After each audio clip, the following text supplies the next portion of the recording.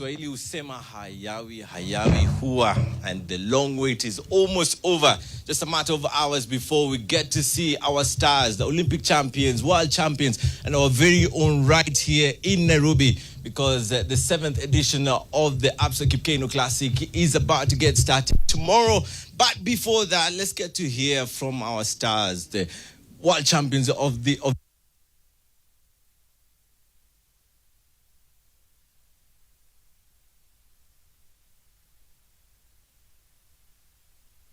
Ferdinand Omanyala, and of course the evergreen Camryn Rogers, all the way from Canada. But as of now, let me hand the baton to my co-pilot, that is James Okabi, to take us through the press conference of the Absa KipKeino Classic 2026.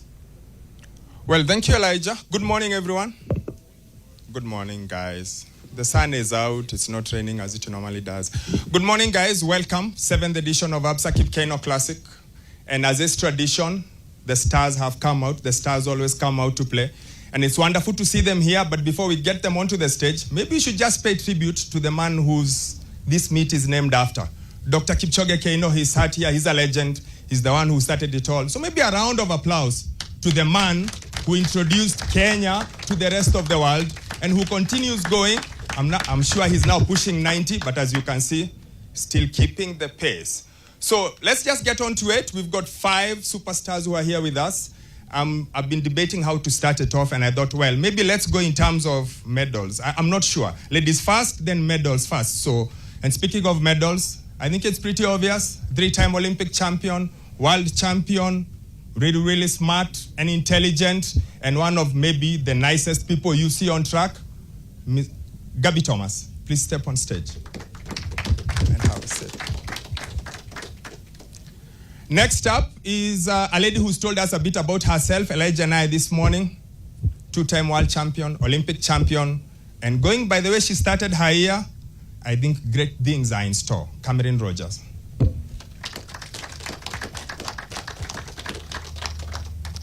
The last lady is a lady who shot into prominence 2 years ago. And last year, she showed us, you know what, you can be a mother. In Kenya, we talk about Nguvu ya Pili. Mother of 2 boys, world champion, new championship record. She broke a record that had been set back in 1983. Lilian Odira.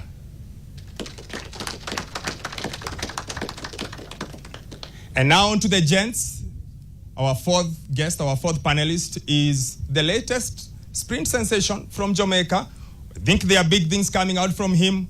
1964, 1982 in the 100 meters, bronze medalist from Tokyo, Bryan Levell.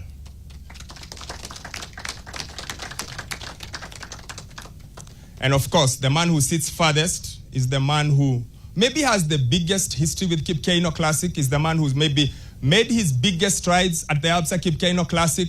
He's Africa's fastest man. He's the Commonwealth champion, Mr. Ferdinand Omanyala.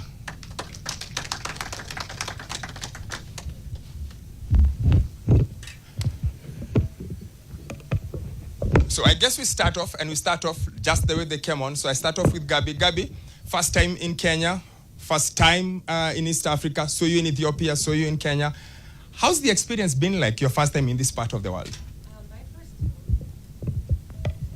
There we go.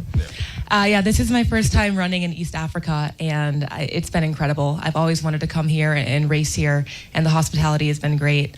The people have been great. The food has been delicious, and I had a great time in Ethiopia. I felt very welcomed, and even here in Kenya, I feel most welcomed. I'm even learning Swahili, so it's been fun. I did a little safari a couple of days ago over in the Masai Mara, so it's been such a great experience, and I can't wait to race here. Since becoming Olympic champion, we all know how long you are looking for that. What's changed? What's different? Do you feel different? What's changed? The fact that you've ticked off that box? Yeah, I have ticked off the box, which is really nice. There is kind of a sense of lightness that I feel of having accomplished one of the highest feats in our sport. But that being said, I think that a lesson that I've learned last year is that, you know, there's still so much work to do, and in order to maintain that level of excellence and that level of success, not much really can change, right? On the track, you're still showing up and doing the same things every single day. You're working hard, you're pushing yourself. Otherwise, you fall off. One thing that has changed a lot is just balancing everything else with my track life. Once you become an Olympic champion or even a world champion or have the success that everyone else has here, there are a lot of distractions and there are a lot of other opportunities that can pop up. And so you have to decide kind of what matters to you most and what do you want most, and then you commit to that. Well, thank you very much. Camryn, Nairobi loves you. You love it back. You're back again. And you've started the year on fire. Already an area record, a personal best. What's more coming this season? What can we expect tomorrow?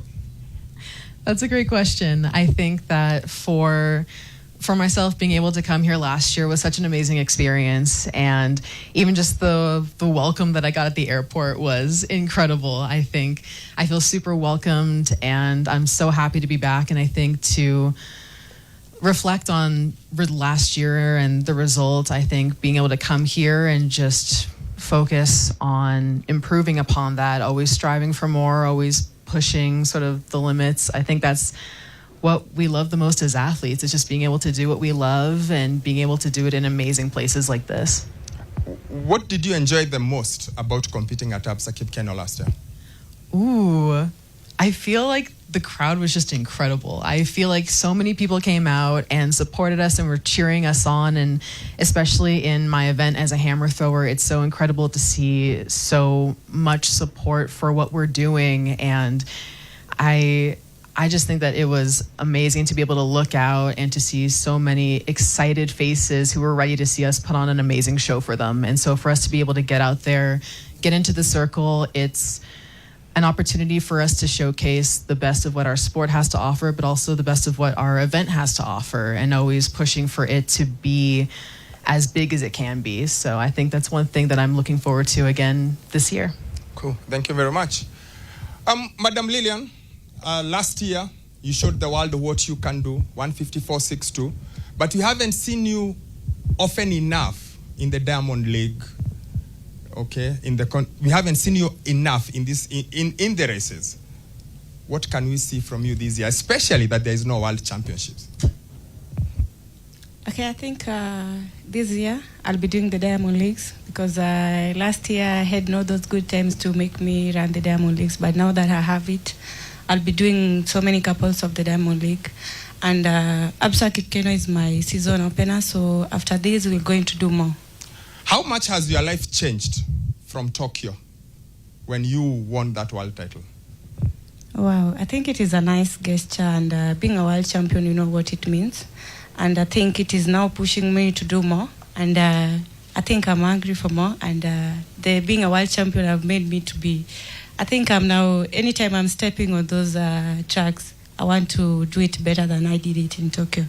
Cool, thank you very much. Mr. Bryan, good morning. Bronze medal last year, you announced yourself onto the world. Yes. First of all, how does it feel, the fact that we can now see all these young Jamaicans coming in? I mean, for a long time, everyone was talking about, past Usain Bolt, but now there's Oblique, there is you. What does it say?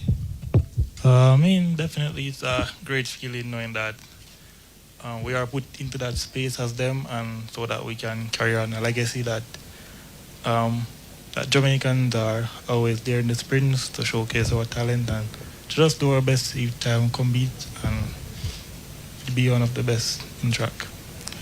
Which one is your favorite? Because 982, 964, which is which? The 100 or the 200? I would say the 200 because it's easier to navigate than the 100. The 100 are more technical. I mean, you have zero space for error there. But in the 200, I mean, you have zero space for error, but it's a more event you can think to navigate throughout. And so I think the 200 I like more. But you've already run 990 this year. Yeah. Yeah, I've been working on some things in practice, and honestly, I wasn't expecting a 990, but I mean, I have to give God thanks. Mr. Omanyala, last weekend, everyone in Kenya breathed a sigh of relief. First time since 2024, we saw you go under 10 seconds. And like I said, KipKeino is special to you. How much are you looking forward to tomorrow? Definitely. I mean, we are home, and home is always the best place to just start your season. And now that we've picked up the momentum, definitely tomorrow is business. We have to stand on business tomorrow. Looking forward to go under 10, of course, but at the back of my mind, I'm looking at the world lead. What have you changed? I know you've switched coaches again. What's changed? What's the difference between last year and this year? You switching to your new old coach, so to speak. I mean, big up to Dan, seated there. I guess he's the right doctor for this patient. We've worked with him for a couple of years, so I thought it wise to just like go back to the drawing board and just put in the law that's needed. So is it new things or is it old things? Are you guys just gone back to what you used to do, or have you guys changed it into something new? Now, a couple of things have been put together, and the world is evolving, and we get to move with the world as well. So we're doing a couple of both, but definitely the team is working around the clock to make sure that we get back the top. Cool, thank you very much. Maybe another question to Gabby. Gabby, the 100, the 200, that in Addis. Is this something we should start looking forward to when it comes to 27, when it comes to LA 28? Going the 100 and the 200, the doubling? Yes, well, I think that I've always been doubling since the beginning of my career. Since my first year running pro, I would run 100s and 200s in the early season, and then kind of focus in on the 200 towards the end in the later season, which is what I intend to do this season as well. I'll be running the 200 at the World Ultimate Championships, so that will be my main focus. But I've always sprinkled in a 400 in my season as well. I think it's really good for me, and it's a good competition for me to kind of practice, and I do understand that I have a lot of potential in the 400. But I've been competing kind of business as usual. But are you tempted to try the double all the way? Not just at the beginning, either the 100, 200 or 200, 400 all the way. Like all the way to the World Championships, all the way to the Olympics. In the coming years? I still have an open mind about it. As far, the 200 is always going to be my baby because I love the event so much. And just as Brendan was saying, it's such a fun event because you are going all out and there's such an intense competition there, but you also have the freedom to navigate the race and really compete like a competitor. So I love it so much. I'm open-minded to trying the 400 out very seriously. The 100, it's just such a fun race. I think we all just love to run the 100, and I feel like I haven't quite reached my ceiling there, so I want to see what I can do. But that being said, I feel that way about all three of the events that I run. So I love to see what I can do in all of them. But the 200 will remain the main focus. And yeah, some doubling might happen, but we'll have to see how the season goes. Camryn, area record already. Can we get closer to the world record? Especially, like I said, it's the ultimate championships, but they're later on in the year. Does that give you room to try things, to see how far you can go, how far you can throw? I think that for myself, for my coach and I both, actually, I think to kind of have that mark sort of at the back of our minds is good. I mean, it gives you something to focus on. It gives you something to continue to push toward. But at the same time, we've always really emphasized long-term development and long-term health. And I think that's the way we want to be approaching this as well, because it's a world record for a reason, and it's a really, really far throw that Anita Ledarchik did. And she's absolutely incredible. And so to even be considering this kind of feels pretty surreal, but it's also something that we want to be working towards in our own way, and in a way that shows long-term progress and keeps me healthy and doing what I love for as long as I can. Cool, thank you. Bryan, first time in Nairobi? Definitely, I'm looking forward to some good competition and just a proper execution in 200. It's my first 200 from Tokyo, where I got a bronze medal. So definitely looking forward to my season opening, the 200, and just having fun. What would be acceptable? What time would be acceptable? That this is nice. I mean, a sub 20 would be nice, definitely. Always seeing that 19 on the clock is a good feeling. Lillian, season opener, you said 154.62 last year. What's your bar? What can you tell all Kenyans who want to come out and watch the 800 tomorrow night? Okay, I think tomorrow we're just opening our season. We want to see where we are so far. But the most important thing is I want to defend my KipKeino title. I won't promise about the time, but when it comes faster, yes, we'll appreciate. Whatever comes out, we'll appreciate. But yeah, it's just the season opener. Fedi, tough competition in the 100, like the field is nice. Does that inspire you? I was going to ask, does it make you nervous? But I know you rarely get nervous. But does that give you a bit of apprehension, or are you like, bring it on? I'm definitely respecting all the athletes who've come out. But tomorrow is not about them. Tomorrow is about running and chasing that finish line. So whoever comes, we just go head on. Thank you. Guys, maybe I should open the floor for questions for my fellow scribes, my fellow journalists, people with questions. Then we can interact with Gabby, with Camryn, with Lillian, with Bryan, and of course with Mr. Omanyala. Swali? Okay, first question. Fadi, what should we expect from you, and what do you want to tell the fans? First of all, I want to add the fans to come out. You know, I love fans. I love crowds being in the stadiums. They kind of give me an edge, and definitely being at home. We've lost the KipKeino glory for 2 years. That's bad. So we have to reclaim that. And like I said, looking forward to a sub-10, which will be good. But again, at the back of my mind, they were late. So my name is Benson, Kenya Sports. My question goes to you, Gabby. We have never seen a sub-22 in Kenya, so maybe you can tell us whether you're going to expect that.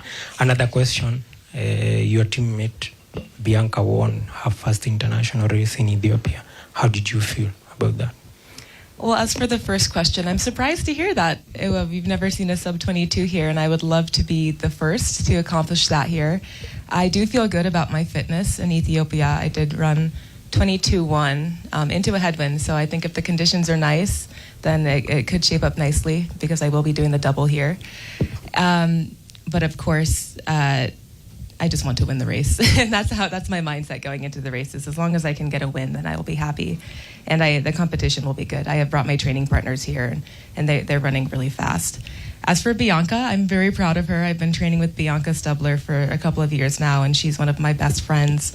I'm going to be her bridesmaid at her wedding this summer, and she'll be my bridesmaid this fall. So I absolutely adore her, and I'm so proud of her because every day I see the work that she puts in on the track. I've seen her work so hard and juggle a lot, so she really does deserve it.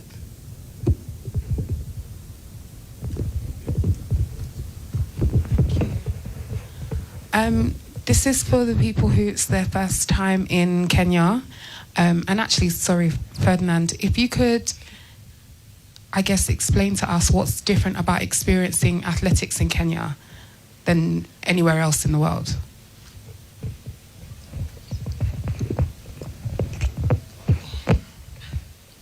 Definitely. First of all, welcome to Kenya, guys. It's going to be amazing tomorrow. Just prepare and wear your suits. Running in Kenya, definitely, we value athletics so much. And every time there's even a world championship or an Olympic game outside or diamond leagues, you'll find all the buzz in Kenya watching that event. So when it comes to Kenya, then it becomes a whole different experience. So, I mean, I know it's your first time in Kenya, so I'll just ask you to just be a bit patient. Tomorrow is the day. You'll just have that experience firsthand so that I don't have to preempt anything for you. Steve? Thank you. Good morning, guys. My question is to Ferdinand, just related to that a bit. In terms of having that home backing, I've seen in all the sports, let's say football, people enjoy the home support and all that. KipKeino is very close to your heart because the place you set the African record. Just over the years, and James talked about it, what has your journey been like with the Absa KipKeino Classic, setting the first times, seeing the home crowd come out to cheer you on, and then tomorrow you're going in also in the back of just hitting your form once again, hitting the sub-10. Can you just explain to us the journey you've had with KipKeino Classic, always coming back and looking forward to it and racing on home soil with everyone cheering and rooting for you on over the years? Thanks. I always say that KipKeino is like my edge because we've grown together. It's 7 years, it's 6 years since I got into the professional setting, and it's in KipKeino that I got the African record. And every year, there are those times that I go to compete abroad in Europe, in the US, and people ask me, when is your meet? Because they think it's my meet, but definitely it's not my meet. I've just been using it as a growth for me. It's been a growth tool for me, and I'm looking forward to running as many KipKeinos as I can until my legs can't run anymore, so that we just keep growing together and just making this count. And of course, most sprinters want to come into Kenya and compete because of what we've done over the years. So I'm just proud, and I'm happy for the growth of the sport as well. And I think a follow-up question to you, Fadi.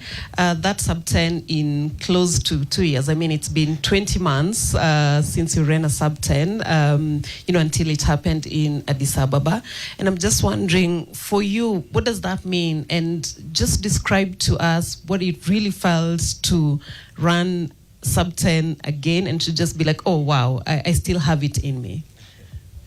I mean, yeah, the last 20 months have been crazy. We've been having a roller coaster of emotions. There are those days you just wake up and you feel like, I think maybe it's time I step out. But thanks to my team, led by Coach Dan, they have always been there. I remember when we started off this season, you remember last season I had an injury. And when we started off the season, I was struggling in training. I was running some very weird times. And every time coach was just like, Jikaze, bro. I mean, like, all that was just being put together, and just appreciating even the management team, my manager, just giving me guidance and telling me what's the right thing to do sometimes and where is the right place to go and train. So all that just being put together, and it was a tough time over the last couple of months just to get here. And those guys who watched the race last week, you could see the smile in my face because I didn't believe that we could go under 10 into a headwind actually. So that returned the belief in me. That returned for me the confidence that actually it was just something that it was just a way of God delaying something big coming. That's one thing that I believe. So yeah, as much as it was hard getting through those months, I take it as a positive thing because I believe in life everything happens for a reason. So I really don't know the reason for that, but I believe that whatever we are heading towards is something big. If I may just add, Gabby, how do you get yourself back when everything is not working? You're a fellow sprinter. When everything is not working, like what Fadi is saying, what do you tell yourself? How do you keep yourself going? Yeah, I think that's part of it. That's the life of a sprinter, right? Every day we wake up and we push our bodies to its limits. And even last year when I was dealing with my Achilles injury, there were many moments where I did want to stop because it was so painful and you don't feel like yourself, and it's hard physically and mentally. But it's a mindset and a perspective that you tap into, where you understand that as an athlete, there are going to be highs and lows. And that's part of the journey, and that's part of the beauty of the sport. The beauty of it is how you come out of those lows. And honestly, what you did last week was very inspiring for many athletes, myself included, just to see how you can struggle for a while, but continue to keep your head up and keep pushing and come back and prove to yourself and to the world that you're still capable. But more than anything, not only that you're physically capable, but that you're resilient. So I think it's beautiful, and that's what I love about our sport of track and field. It's Celestine here from the BBC. I have a question for Levell and Gabby. Levell first. Last time you were in Nairobi, you had a mixed performance in the World Under-20s. A disqualification and then a medal with your 4x1 team.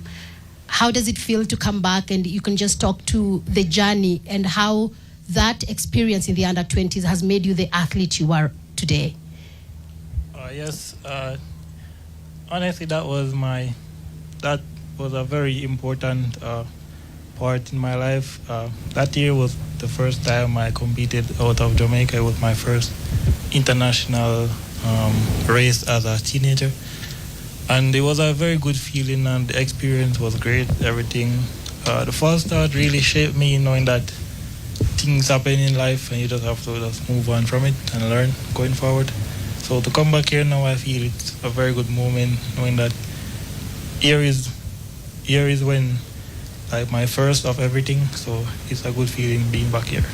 And then Gabby, you are also a scientist, and you are in a continent right now where the two things you are passionate about, which is STEM subjects and sport, are still a barrier for many young women and many women on the continent. In this tour of Africa, what do you hope young women who will be watching you, be it whether they watch you in Ethiopia, in Kenya, in Botswana, what do you hope they take as inspiration from your performance, being that you dabble in these two industries? Thank you. I hope young women who watch my performance and all of our performances see that they too can aspire and have dreams like we have, and that they can achieve them and accomplish them. I got a little bit of a later start into track and field because I was more focused on STEM and my studies, but it didn't mean that I couldn't accomplish both. And it takes patience, it takes hard work, and it takes a belief in yourself. And I hope that watching me and watching the other fellow athletes, I hope that we embody that and showcase it, that that's what this is about. And it's about your personal journey and believing in yourself and knowing that you can do it through hard work. As a follow-up to that, how do they all lean on each other? How does your academic prowess lean on your talent? What borrows from which one? What's the relationship like? Coming up, I do believe that, so my studies took precedence, and track and field was a fun kind of passion side quest for me. Yes. And I do think that was beneficial for me because I didn't put too much pressure on myself, and I got the chance to fall in love with the sport. I fell in love with the process, and I learned how to get better through just loving the journey. I think that was very beneficial. And even now, I think it's really important to have different aspects of your identity that you can lean into, so that, you know, when track and field isn't going very well, you know, that's not my entire identity. It's not the entirety of who I am. So it's okay. And it makes it easier to pick myself back up and stay in love with the sport. And likewise with STEM. Sometimes it can be frustrating. I don't know where my career is going in that. Or sometimes my grades, I was just frustrated and it was hard. And I always knew that I would find myself at the track and just feel free and feel so happy. So in that way, just having both and having that balance it was really helpful for my career. Let me stand. Jumbo, Gabby. Jumbo. Good. My question goes to Fadi and Gabby. You're both from Addis, and we saw the crowd. Tell us the connection between an athlete and the crowd at the stadium. How do you feel when running? I know when you're at the start line, you're just nervous before the race, but after the race, the stadium goes wild. Tell us about that connection between you and the fans. For me, it was absolutely incredible. I'm not sure that I've experienced anything like it, the enthusiasm and excitement. And I know that it was their first time hosting an international meet in Addis, so you could really feel how excited they were to have us here. And that's part of what I love so much about this sport. Part of it is me bettering myself in my own personal journey, but then another part of it is understanding what we are bringing. I think sports is such a beautiful thing to bring to the world, and it unites everybody. And our sport specifically unites people globally and internationally, which is so special. And I really felt the love in Addis. I mean, it was surreal. I was a little bit nervous, but the crowd definitely helped. Yeah, I mean, she has said everything about it, but you know me with crowds, anywhere I go and anywhere I compete, the moment I step into the field and I see everybody on their feet, like most of the time I always just raise my hands and everybody goes wild. So that to me is the appreciation of what they have come to see. And it comes now down to me. And then it's upon me now to make sure that all these guys are here and just give them a show that it's value of their time and sometimes value of their tickets as well. So crowds to me fuel me. Crowds fuel me, for sure. Hi, Camryn. At 26, you already have a CV that many athletes will envy. There's a Commonwealth title there, there's an Olympic title, 2 world titles. What is it that keeps you going? What's the end goal for you now? Because you've already achieved what many people just want to achieve.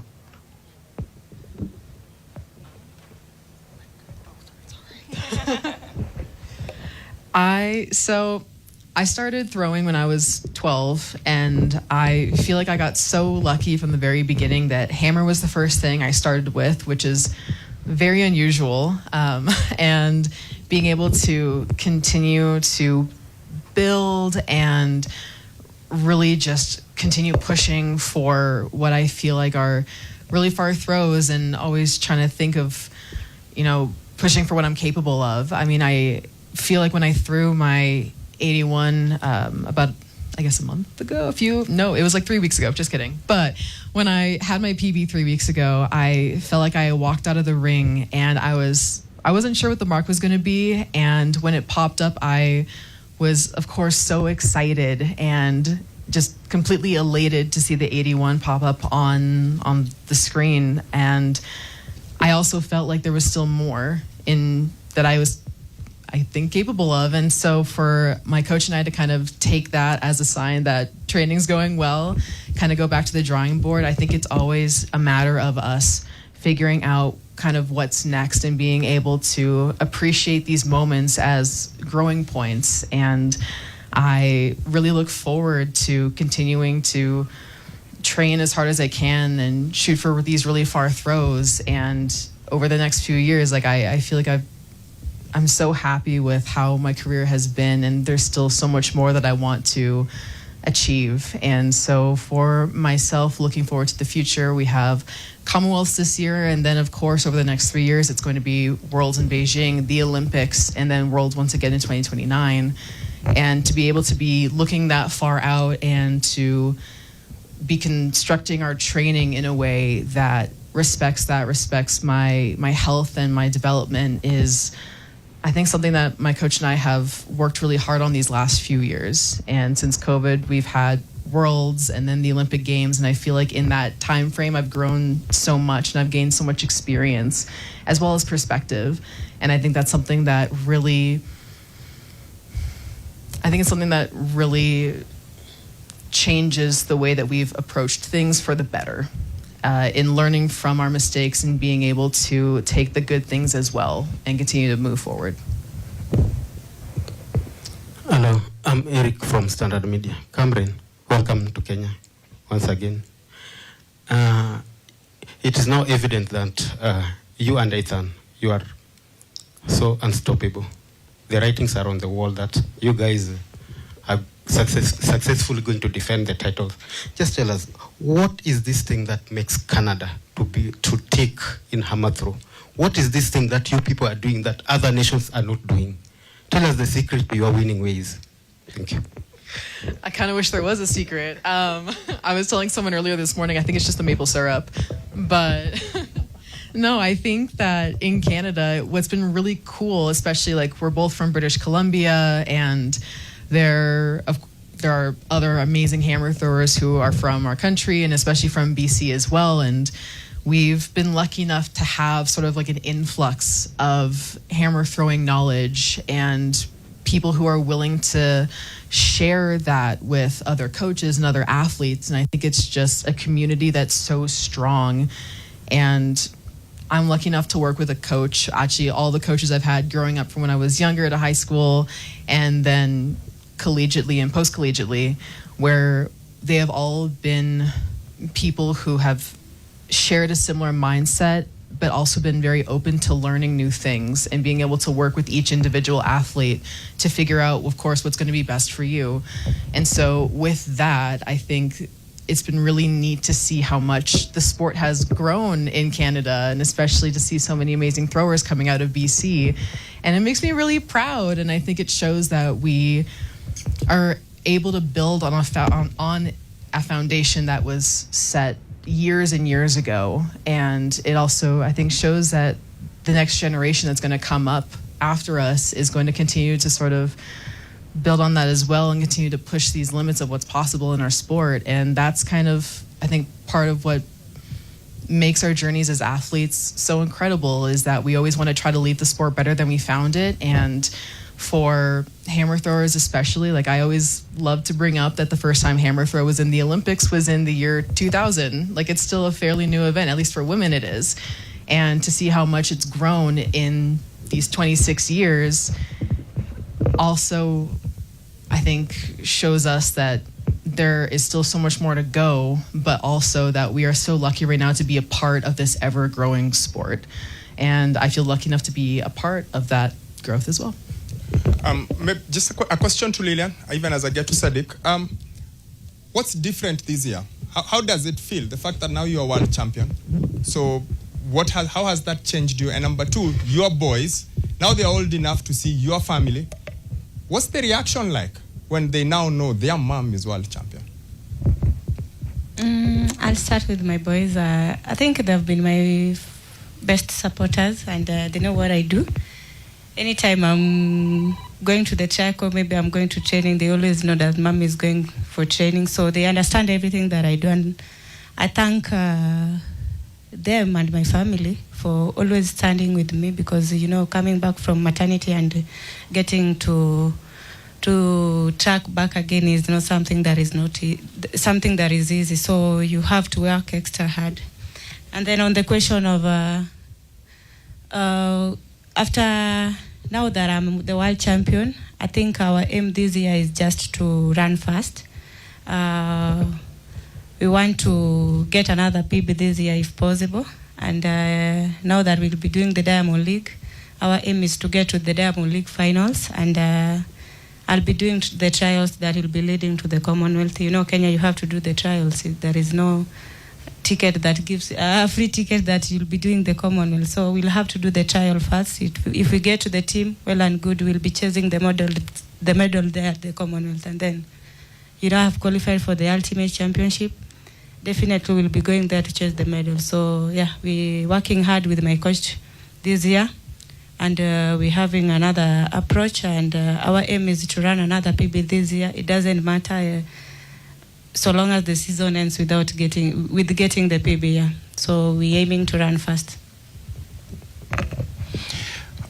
Good morning, Gabby. My name is Sadiq Shaban from CGTN Africa. Look, one of the people that really enjoyed warm welcome to Kenya was you. We looked at the photos and the videos at the airport. You were very warmly received. I think you received a better treatment than even the president of Kenya. You had your own traditional dances. They were dancing, you know.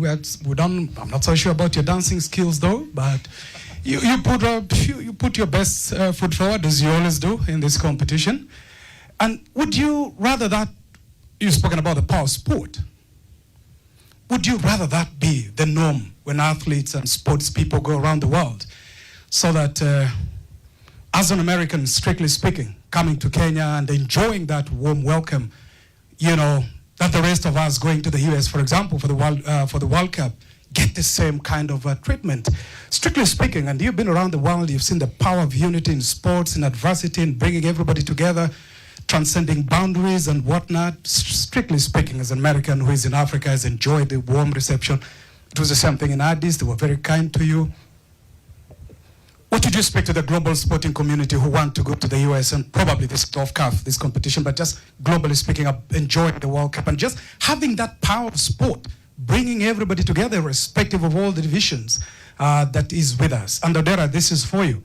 Our champion at home here, a lot of people say that they need to see you glow, spark at home here. You have, you know, proven yourself away and abroad, but they feel there's so much in the tank that they need to see you. Charity begins at home. I don't know whether this will be the moment for you.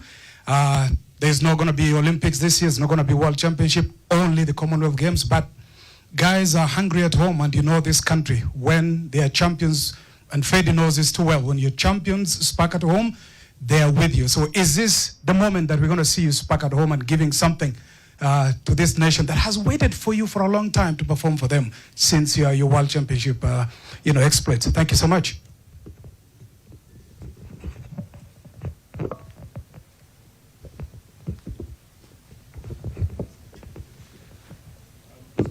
Who wants to go first? I'll go first. Yes, I think you said it best. The welcome that I received when arriving in Kenya was probably my favorite. The dance and the music was, I've never experienced it before, and I definitely felt welcomed. I do think that it's something that everybody can learn from as sports, especially in the U.S., as we welcome our international athletes as well, and making sure that they do feel welcome, that they do feel that unity that sports does bring across the globe, because it is such a special thing. And now, just especially with everything else going on in the world and society and AI, I think sports is something that does unify humanity, and it's something that is so special. And these small gestures, just even welcoming us with music and dance, is something that makes a very big difference and makes me feel like a part of the sport. Like we're all kind of unified globally in this sport. So I definitely do think that's something that the U.S. and other countries can take from Kenya and from Addis.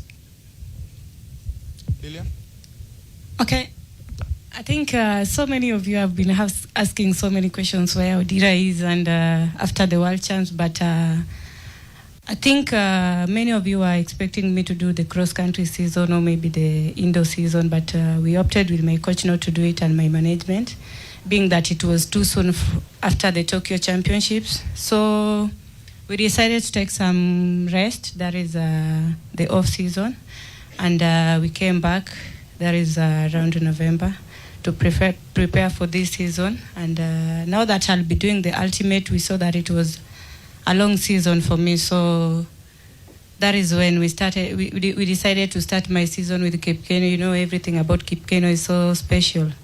Last year I started with the KipKeino and I got a PB, and I think this year it's also going to be interesting enough. And as I've said, my biggest aim is to defend my KipKeino title, the 800 meters, and I think now that we're still doing the loading part, the loading part of the training, I haven't done a lot in training, and yeah, it is a new approach with my coach.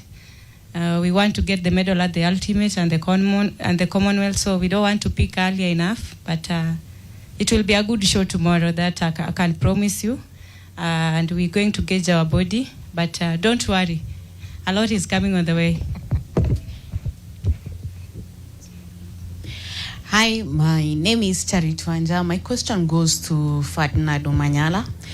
Considering how your career has been, there's been up and downs, especially the last about 1 year and a half. What message would you like to tell to the young guys who are coming up and also to the guys you're mentoring in the schools about the career development, expectations, and probably on how to deal with every challenge they come across? I'll tell them 3 words: never give up. Life will always have challenges, not just in sport. Away from sport, general life will always have challenges, but I tell people that the sun will always rise and the sun will always set, and there's no day that will be more than 24 hours or less than 24 hours. So you sitting there and sulking and sympathizing yourself won't help. So once you get a setback, get up the following morning, try and figure out how you're going to get up and keep going and face the world. Many a times got into competitions, been last some time, and you still have to wake up the following morning and go to that training. Sometimes it doesn't feel like you really want to train, but it's been tough, I won't lie. But that has been building me over the years, and just the mental strength just coming into it. And it has really helped me even away from track, that as all the things I'm doing on the side, that has been something that has really carried me through. And to the athletes that are coming up and they're watching me, that those who want to be like me, don't be like me, be like yourself. Just look to me as a role model, but try and be better than me. And just follow your own path. Don't try to run like me. Don't try to run like the athlete that you're looking up to. And our sport is a very tough sport. Every day you get into the training ground to do the same things, 1,000 repetitions, still not getting your target. But then the body grows every day. So just be patient, be consistent, and be true to yourself, because those are very important things that athletes need to know. I think the final question goes to me, because I started it all. It goes to you, Gabby. You spoke about the fall and something big happening for you in the fall. How much is that changing you? How much is the prospect of your forthcoming wedding? How does that change you? How has that affected you? Well, I'm very excited for my wedding. I have a very supportive partner who's right here in the front row. He comes and he looks after me at these meets as well, and makes sure that I am okay and I'm taken care of. And it's really special to have a partner like that who is so supportive and so caring and loving. And it helps me on my journey on the track as well. I mean, just knowing that I have that support at home always, it's really good for my emotional and mental health and my physical health as well. And like I said before, I think it's really special that as athletes we're able to do what we do on the track, but also remember that there were people off the track too. And we have other sides of our lives, and we have relationships that we care about, and they complete us as the whole human that we are. So it's definitely helpful. Cool. Thank you very much. Thank you, Gabby. Thank you, Camryn. Thank you, Lillian. Thank you, Bryan. And of course, thank you, Mr. Omanyala. And thank you guys for showing up. I hope we've whetted your appetite for tomorrow.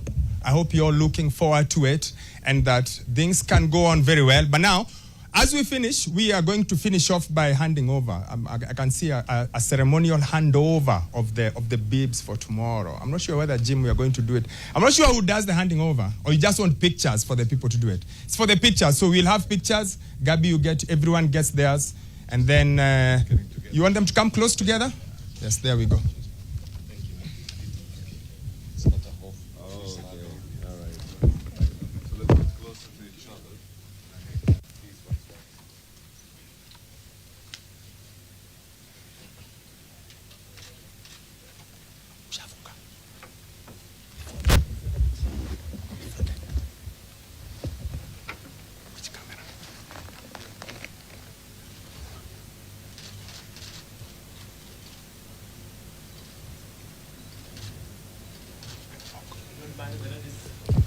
So, and there you have it. If the ladies could go in the middle, so Bryan or Omanyala on this side, and then we've got the ladies right in the middle. So those are our stars. That is what we expect tomorrow. Remember, this is at the Nyayo National Stadium. We are back at Nyayo National Stadium after being at Ulinzi last year. 200 athletes from 31 different nationalities. Everywhere you turn, there's a world champion, there's an Olympic champion. And all these guys will be in action tomorrow, so make your way to Nyayo National Stadium. Action starts as early as 2 p.m., where you got the young ones, then the national events, and then from 6 p.m. is the main thing. It's the Absa KipKeino Classic, the 7th edition, and it's free. So you have no reason whatsoever to not be at Nyayo National Stadium and get to watch the likes of Gabby, the likes of Bryan, the likes of Omanyala, the likes of Camryn Rogers, and of course, our superstar Olympic champions. Whether it's Emmanuel Wanyonyi, whether it's Lilian Odira, whichever side you look, there'll be a star for you to watch and enjoy. So see you tomorrow at the Nyayo National Stadium for the 7th edition of the Absa KipKeino Classic.